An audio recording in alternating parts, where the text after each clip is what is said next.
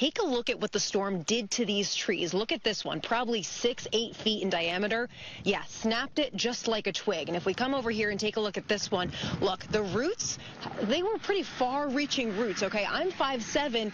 This tree, when it's flipped up, taller than me. And he just kept saying, we've got to figure out a way to stop this because it's putting people, he said, it's putting your kids, it's putting my kids, it's putting everybody out there in dangerous situations. And when I first stepped out of the car, instantly I noticed just how slippery it is. Constituents are going to these meetings and they're saying, this is not happening quickly enough. The city is not being transparent. We want to see more change happen. So what are you going to be doing as mayor to put those reforms into place? So I talked to the Darke County Sheriff's Office on my way here, and they said in this intersection right here, there was a car at a stop sign. They said that car did actually stop, but didn't then yield to the person who had the right of way. And so then that car plowed into the car at the stop sign and pushed them both up this lawn, onto the porch, and partly into the house. Mr. President, Molly Koweek with WHIO. We're really working very hard to come up with a solution. Can you give us any specifics on what those solutions might look like? Just absolutely awful for the people who live here. Take a look. Pieces like this, pieces that were once part of their home, are now just on the ground. A look at this questionnaire, which the judge gave them to fill out, and it asks some generic questions like if they're married or single or if they have any children, but then it also asks some more specific questions like if they've ever been sexually abused. A car horn? That ranges anywhere from about 100 to 110 decibels. So these cicadas, they are going to be loud when we are in the peak, but they're not ready to come up just yet. The professor I spoke with said that the ground at the surface level needs to be 64 degrees. Police told me that a semi that was hauling lumber, like what you can see is still left behind, was trying to cross over these train tracks and ended up getting stuck. Now, the driver was able to get the cab to the other side of the train tracks, but couldn't get the trailer free. That's when an oncoming train was coming down the tracks, going about 60 miles an hour, ended up hitting the trailer and pushing it 3/4 of a mile to the west. So did you pick yourself up a Bengals jersey, or are you one of those that is going to have to wait a bit? No, because I'm not a youth size. I couldn't get a Bengals jersey. All the adult ones were gone. I was hoping you would not have procrastinated like so many other things you like to procrastinate on about, but that's a topic for... Does this surprise you? Not at all. Come on. Not at all.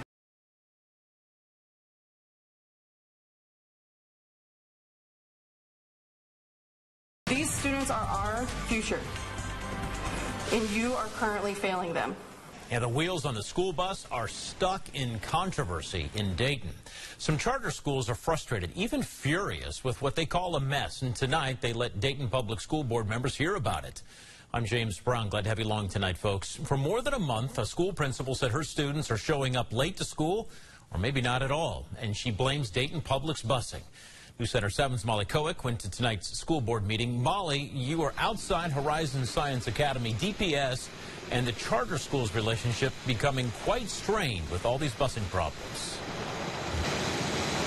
And James, here at the school, the principal told me that she blames DPS for not fulfilling its responsibility to bus these children. Meanwhile, DPS blames the charter schools for the problem. A bus battle taken to the board. Dayton Public Schools is now restricting my students' right to an education. Elise Pennington is the principal for Horizon Science Academy Dayton Elementary, a charter school. These are students that reside in the community in which we all live here. They're our students. Students, Pennington said, are not getting dropped off or picked up on time, or some days not at all, by DPS buses. State law requires public districts provide student transportation to charter schools. You strive to provide safety and reliable transportation. That's on your website. To only your kids while collecting our kids' bus money? Creating frustrations for teacher Kelly Burkhart. Our questions go unanswered, they go unacknowledged, phones are turned off. That is not how you should be doing communication with parents. So I tried to take all of our questions to DPS Superintendent Elizabeth Lawley at Tuesday's meeting. Do you have a second before you head into executive session? We could do it just right here? No. Just want to make sure that we talk to you about this DPS busing issue. The issue is that we have have the number of bus drivers that we have the number of routes that we have, and we do our very best to get them on time. The problem is the charter schools choose what time, and they tell us, when in effect, if they would work with us, with all of our 26 buildings, it would make it a lot easier, but they choose not to do that. So that's why there are issues, because they will not take the time that we have availability for bus drivers. So what is the district? What are the district and the charter schools? How are you guys going to come together on this? Because you're legally obligated to provide that transportation. We are working with the Ohio Department of Education to try and resolve it. So, thank you. Lolly walked away before I could ask any more questions, including just how soon they would fix these problems. News Center 7 previously reported Pennington said she and administrators from 10 other Dayton area charter schools filed complaints with the Ohio Department of Education. Tuesday afternoon, I reached out to ODE to see where the agency stands. I did not hear back. These students are our future, and you are currently failing them. We as a community need you to take immediate action to solve all of the transportation issues and support our shared community of students. Molly, I want to revisit what the superintendent said to you. She said the problem is the charter schools choose what time, and they tell us when, in effect, they would work with us. All of our 26 buildings, as she said, it would make it a lot easier. So I'm curious, what does she want the schools to do? Different start times, different end times? I mean, what's the answer? James, I would have loved the opportunity to ask those questions, but as you all just saw in the video, Superintendent Lawley walked away from me before I was done asking questions. It was hard to even get her to answer those few questions in the first place. Before noon today, I reached out to a district spokesperson to see if we could set up an interview in advance. No one ever messaged me back. All right, communication here, I think, is the answer when you're looking at how to fix some of these problems. A story that's not over, a story we will continue to follow. Molly Koweek live for us tonight.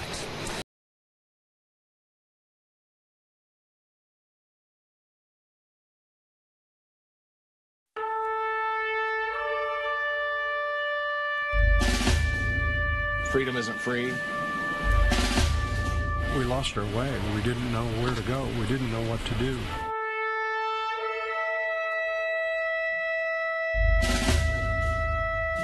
It's how they were taken. I mean, with your parents, you kind of expect your parents to go, but not the big, healthy kid that takes on the world.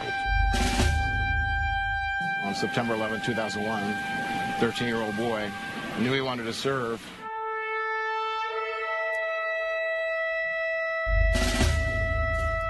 September 11th was a time clock that started counting down our children's lives.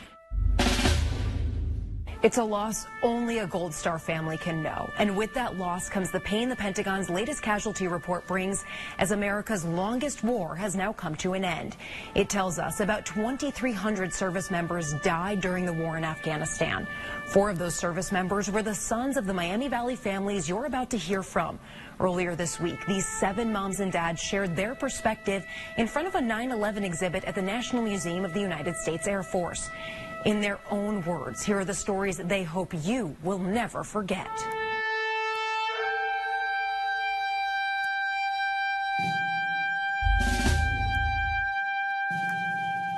Our son was noted for playing pranks.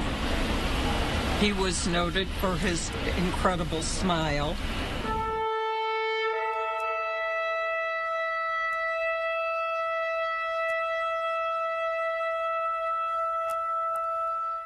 The way he lived life, full out, happy, getting people together.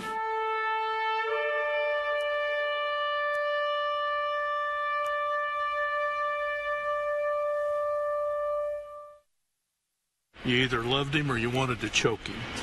And sometimes in the very same conversation. He was a trip. He was a trip.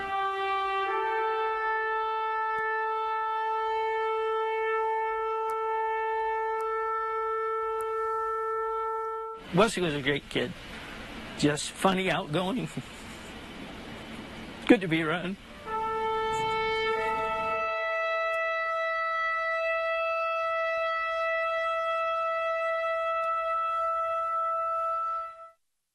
When 9/11 happened, Wesley was about 14. He came out and he said, "Dad," He goes, can I get a fake ID and join the Army?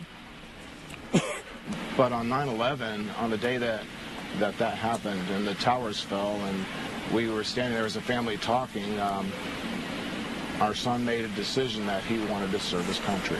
And he was killed June 3rd of 2011. And he was shot by a sniper. I guess if there's anything good, he died instantly. He didn't suffer. James had several broken bones, one of which pierced his heart, 4-inch piercing. So it was very quick. And we're thankful for that. They'd only been there less than a month. He was standing on top of an IED.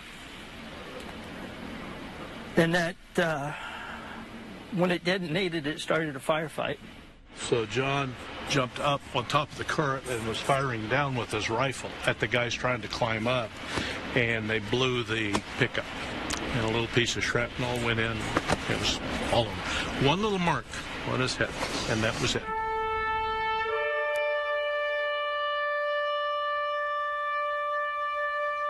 It's the worst thing that I could think of that could happen to a person. I wouldn't wish it on my enemy. It's terrible. Their life changes forever. As Paul said, it was one of the most challenging and difficult periods in their life. With Wes, I never expected it. Each time he went, you don't think about it, he's going to come back. And then they don't.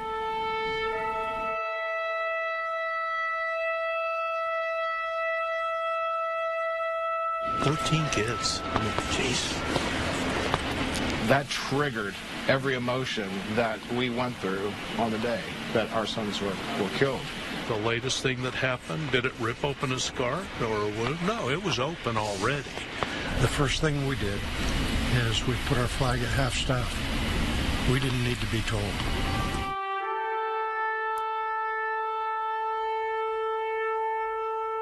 And what a nice optic it is to say the war is over. But this is what I say. The war's not over. We don't get to say it's over. If we had defeated the enemy and if the enemy was gone, then the war would be over. What is it like after your unimaginable losses in Afghanistan to have people now questioning, was the war worth it? Was it worth it? I don't know. The other question they asked was your son's death in vain? No, our son's death and none of our son's death was in vain. And so after 20 years, we haven't had any major issue and terrorist attack on our soil.